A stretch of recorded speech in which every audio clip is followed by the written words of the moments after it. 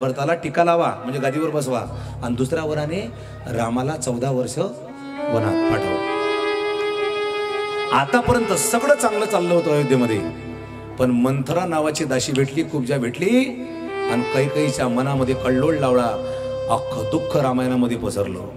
पण तुम्हाला एक सांगेल, आता इथं रामायणाचा जन्म आहे. आतापर्यंत रामाचा जन्म होता, पण आता रामायणाचा जन्म इथून आहे. काय घडलं पहा.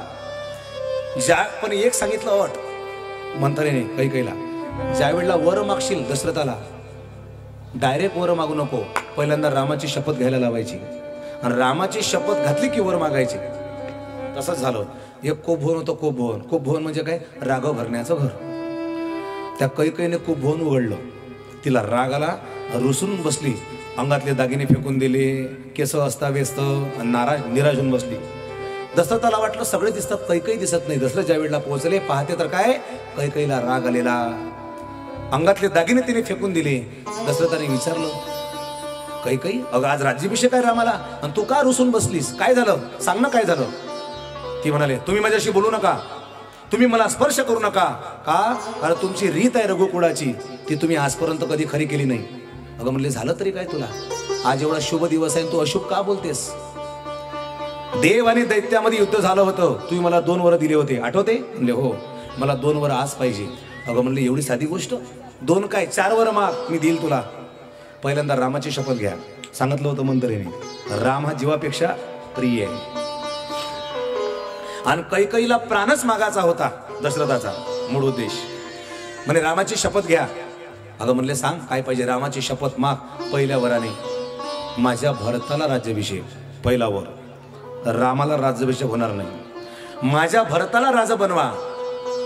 थोडं दुःख झालं दशरथाला. का, कारण आतापर्यंत एवढ्या स्वप्नाचा हिरमूत झाला, जे चितलं ते घडत नसते, यालाच म्हणतात. आता राजा राम होणार होता, पण जसं माहीत झालं दशरथ राजा होणार. पण जाऊ द्या, शेवटी बाप आहे, सगळे मुलं सारखे आहे. मग दशरथाला वाटलं राज्य ह्यानं सांभाळलं काय, त्यानं सांभाळलं काय. म्हणले ठीक आहे, पहिल्यावर तुझ्या भरताला राज्याभिषेक आणि दुसरावर कोणता मागितला. तापसी बेस बिससी उदासी,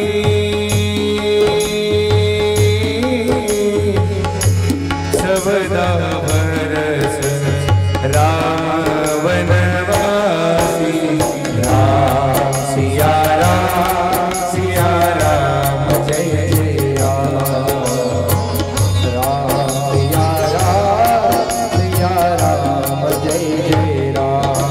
ओम मंगल भवन अमंगल हारी, द्रवहु सुदर्शन अजीर बिहारी. राम सिया राम जय जय राम. राम सिया राम जय जय राम.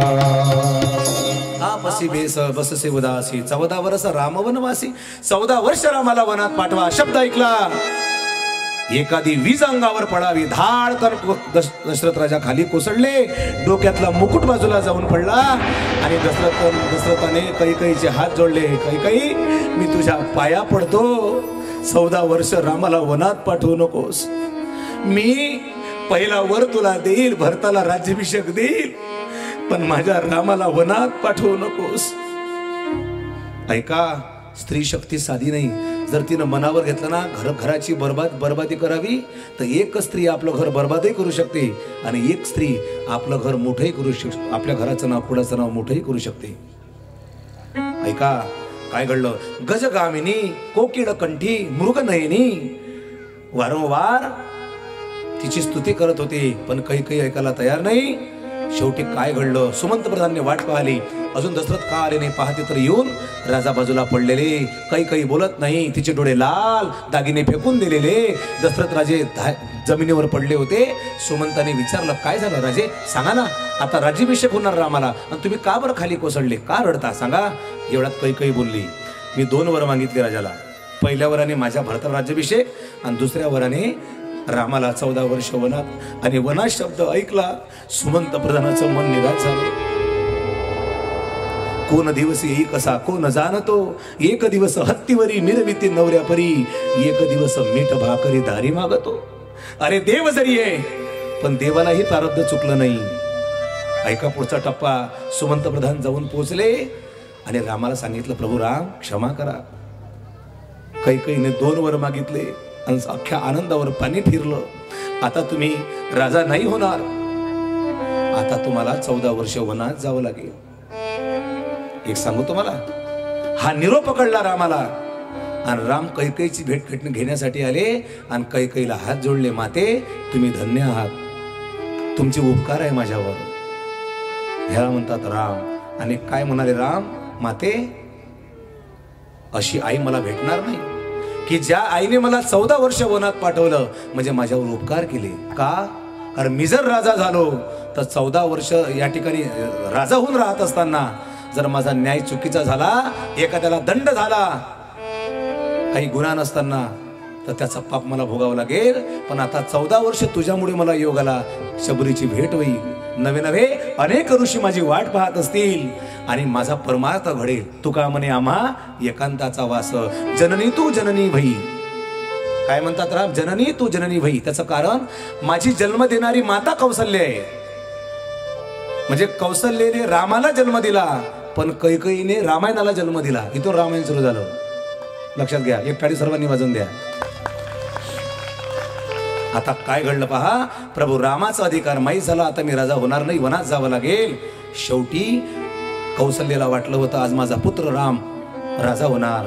पण जेव्हा राम गेले आणि कैकेयीला हात जोडले, कैकेयीने म्हणले, बाळा अरे इतका वेळ का, पटकन तयारी कर, तुला गादीवर बसायचं आहे. म्हणले, माते नाही नाही नाही, आता मला गादीवर नाही बसायचं, आता मला 14 वर्ष वनात जायचंय. का? अनेकांच्या भेटी होतील. माझ्या बापाचं वचन आहे, वचन न मोडी बोलील ते.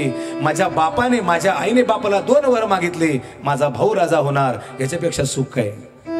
गादीवर बसण्याचा अधिकार माझा नाही, माझी योग्यता नाही. माझा आदर्श असणारा भाऊ भरत, तो गादीवर बसला पाहिजे. माझी इच्छा होती, माझ्या कैकेयी मातेने पूर्ण केली आई, आणि मला 14 वर्ष वनात पाठवलं. त्या मातेचे उपकार कसे विसरू. याचं नाव राम आहे, ह्याचं नाव देव आहे. सुखामध्ये दुःखामध्ये ज्याचा आनंद सारखा आहे तो देव आहे. आपला आनंद सुखा दुःखामध्ये सारखा राहू शकत नाही, म्हणून आपण जीवावं. आता काय घडलं पहा. जेव्हा वनवासाला जाताना सीतेला कळलं आणि सांगितलं सीतेने, स्वामी तुम्ही वनाला जात असाल तर माझं इथे काही काम नाही. जिथे राम तिथे सीता, निरोप कसला माझा घेता. ऐका, निरोप कसला माझा घेता, सीधे राघव तेरे सीता. निरोप कसला माझा राघव तेरे सीता. जा मार्गी चरण चालती, जा मार्गी मी त्याच्या पुढती. वनवासाची मला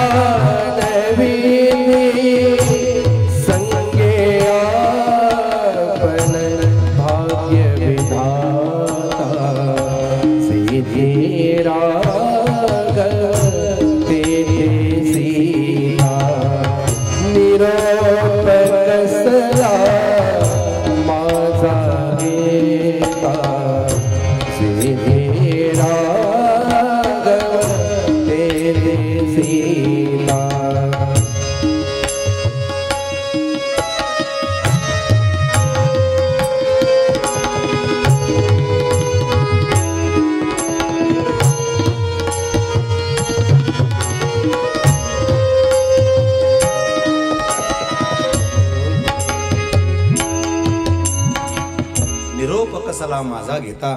सीता म्हणाले, स्वामी अहो तुमची सेवा करण्यासाठी मी तुमच्या सोबत येईल का, कारण मी पृथ्वी मातेची मुलगी आहे. राम म्हणाले, तू येऊ नकोस का. अगं तुला वलकले घालायला, ती वलकले म्हणजे, वलकले म्हणजे काय, म्हणजे झाडाच्या साली. अरे वा, सीता म्हणाली मग तर आनंदाची गोष्ट आहे. का? झाड कुठं जन्माला येतं म्हणजे पृथ्वीतून, आणि पृथ्वी माझी माता आहे. मग झाड माझा भाऊ झाला ना. मी जर वल्कले अंगावर धारण केले तर मी सांगेल माझ्या भावाने मला महागाची साडी घेतली. सीतेचा भाव. शेवटी सीता लक्ष्मण राम निघाले आणि लक्ष्मण म्हणाले दादा मीही तुमच्या सोबत येईल. नाही नाही नाही नाही, तुला राज्य सांभाळायचं आहे, भरताला मदत करायची आहे. लक्ष्मण बोलला राम तुम्ही जर मला नाही यायचं म्हणत असाल तर हा उद्या लक्ष्मण तुम्हाला दिसणार नाही. कारण लक्ष्मण हट्टी होता, शेषाचा अवतार आहे. तुमची सेवा करण्यासाठी मला वनामध्ये येऊ द्या आणि एकदा सुमित्रेची भेट घेऊ द्या. सुमित्रेकडे लक्ष्मण आला. आई माते मला परवानगी दे, रामासोबत जाऊ. सुमित्रा म्हणाली लक्ष्मणा हे तुझ्या मनात कसं काय आलं, मला विचारावं. अरे भावाने भावाची साथ देण्यासाठी काय आईला विचारायचं असतं?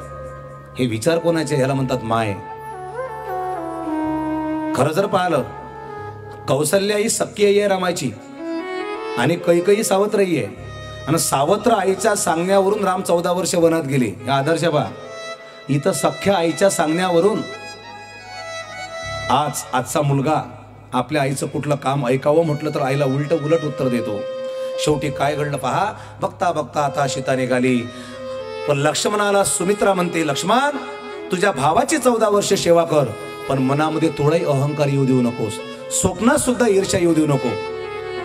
लक्ष्मण विचारला आई स्वप्न केव्हा पडतं? म्हणे झोपल्यावर. मग लक्ष्मणाने तपश्चर्या केली मी 14 वर्ष झोपणार नाही. मग स्वप्न पडायचा प्रश्नच नाही. 14 वर्ष उपवास करेल आणि रामाची सेवा.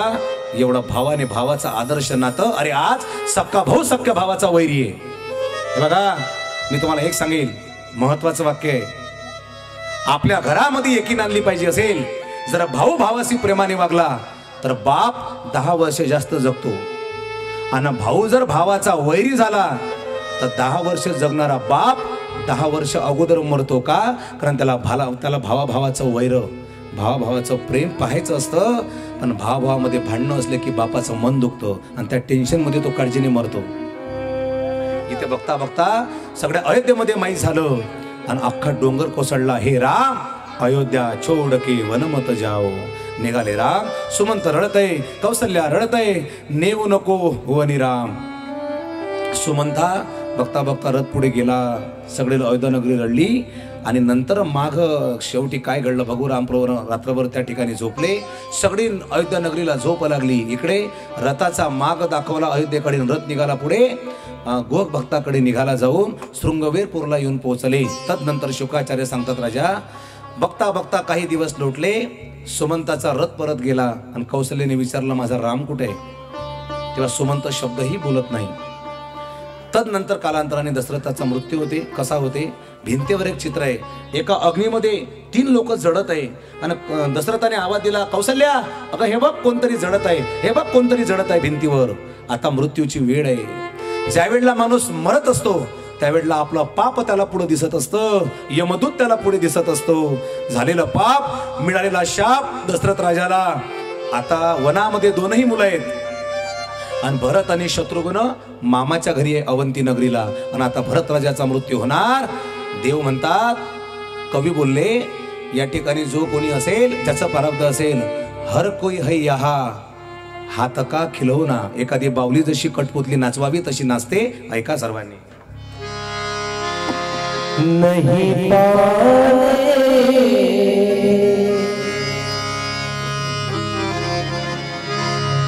नहीं पाने दुख से अधिक है, नहीं पाने दुख से अधिक है. दुस्सह पाकर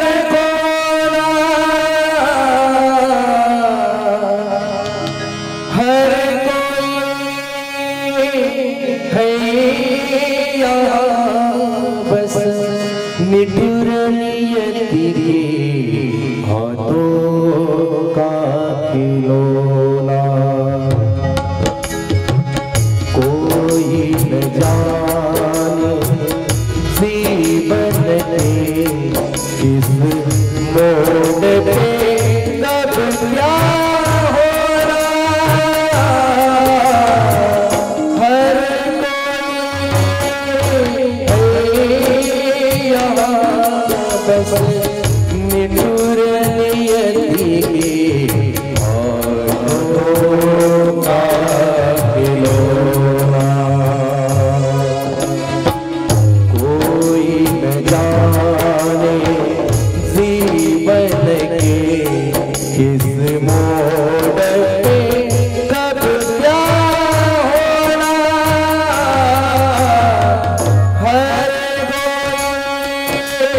है यहाँ बस निठुर नियति के हाथों का खिलौना है यहाँ बस निठुर नियति के हाथों का खिलौना। याच्यावर एक क्षेत्र होते, राजा असो की महाराजा असो त्याला प्रारब्ध चुकत नाही. तुकडोजी महाराजांना कॅन्सर झाला आणि एका व्यक्तीने विचारलं, महाराज तुम्हाला कसा काय कॅन्सर झाला?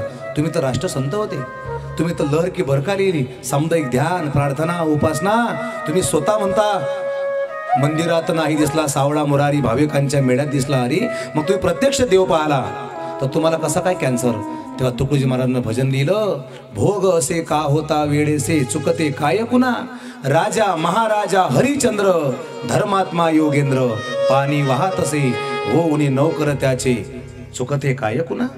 अरे पाचही पांडवांना 12 वर्षाचा वनवास आणि 1 वर्षाचा अज्ञातवास चुकला नाही. रामाला 14 वर्ष वन चुकलं नाही, तिथं माझं काय असेल? भरत दशरथ राजाने सांगितलं, हे बघ कोणतरी मरत आहे त्या ठिकाणी.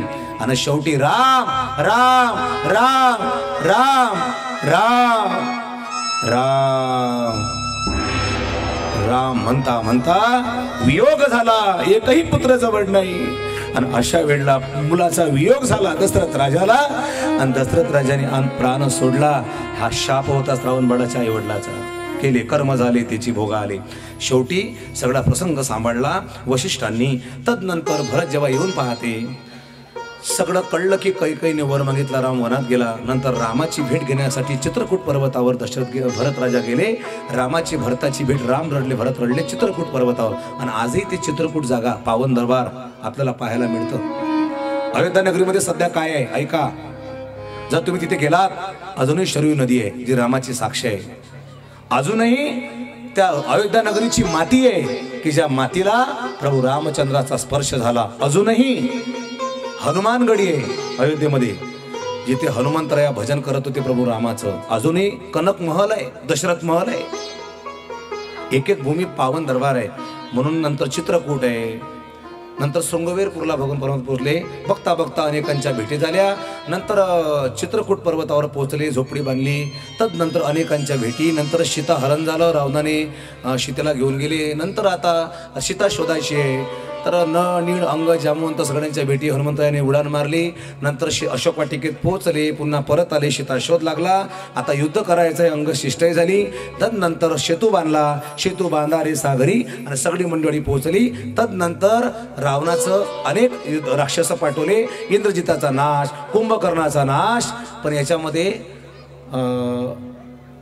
रावणाचा भाऊ बिभीषण हा फार हुशार होता. काही लोक त्याला घर का भेदी म्हणतात, पण तो घर का भेदी नाही. ऐका कारण सांगतो काय. संत सुद्धा सांगतात, एखादा धर्माच्या कार्यामध्ये अडथळा आणत असेल आणि देवाच्या विरोधामध्ये जात असेल, मग तो सक्का भाऊ जरी असेल तरी त्याचा त्याग केला पाहिजे. भरतराजाने सख्या मायेचा त्याग केला, कैकेयीचा. आणि भक्त प्रल्हादाने सख्या बापाचा त्याग केला, हिरण्यकश्यपूचा. का? कारण त्याने देवाच्या कार्यात अडथळा आणला. सांगितलं होतं बिभीषणाने रावणाला, हे परत करा सीता, तुम्ही वाईट केलं, हे कर्म तुम्हाला भोगावं लागेल. पण रावणाने ऐकलं नाही, उलट बिभीषणाला लात मारली आणि हाकलून दिलं. बरं का, चांगले विचार सुचवले, पण काही काही लोकांना पटत नाही. म्हणजे लातो की भूत बातों से नाही मानते. शेवटी युद्ध झालं आणि युद्धामध्ये रावण मारल्या गेले. 14 वर्षाचा वनवास संपला आणि प्रभू रामचंद्र आता वनातून निघाले, अयोध्या नगरीमध्ये आले. झाले रामराज्य, काय उणे आमासी, धरणी धरी पिके, गायी ओढल्या म्हशी. म्हणून एकदा रामाचं भजन करूया आणि तदनंतर कृष्णाचं कथा, जो जन्मोत्सव आपण साजरा करणार आहोत. अगदी 5 मिनिटांमध्ये प्रभू कृष्णाचा आता अवतार दशमस्कंदाकडे आपण जाणार. सजी अयोध्या नगरी सारी, अवध में आए अवध बिहारी, रघुकुल गौरा जनहितकारी, श्री राम है भगवाधारी।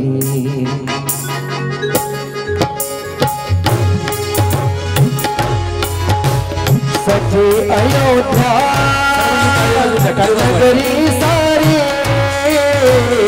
अवध में आए अवध बिहारी रघुकुल गौरा जनहितकारी श्री राम जी है भगवान हरि वर्षों की तपस्या हुई सफल हुई सत्य की जीत मिलाए पर सज गया प्रभु का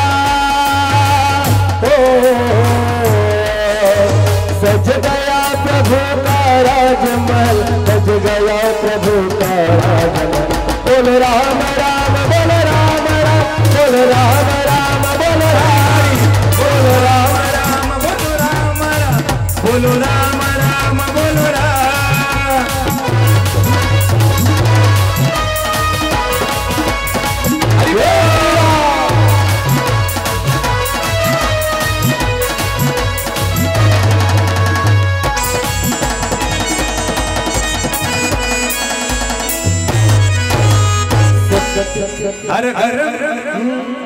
हर घर में अब गईना ये गईना रागोजेगा